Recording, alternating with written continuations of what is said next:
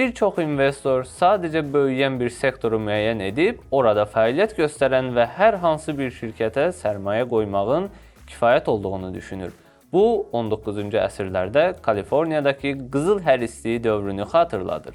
Minlərlə insan qızıl tapmaq ümidi ilə bölgəyə axın etdi, lakin onların çox azı varlandı. Həqiqi sərvəti qazananlar isə qızıl axtaranlara bel, kürək, çadır və yemək satanlar olmuşdu. Eyni məntiq investisiyada da keçərlidir.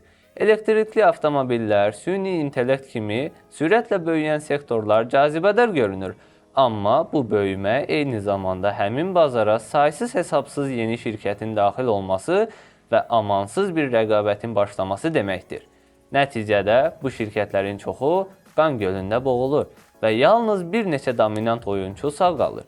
Sizin vəzifəniz təkcə böyüyən sektoru tapmaq deyil, o sektorun içindəki potensial qalibi, yəni ən güclü texnologiyaya, ən yaxşı idarə etməyə və ən möhkəm maliyyə vəziyyətinə malik olan şirkəti müəyyən etməkdir. Bəzən isə ən ağıllı investisiya birbaşa rəqabət aparan şirkətlərə deyil, həmin sektoru təchiz edən şirkətlərə, məsələn, çip istehsalçıları, proqram təminatı şirkətləri yönəldilə bilər.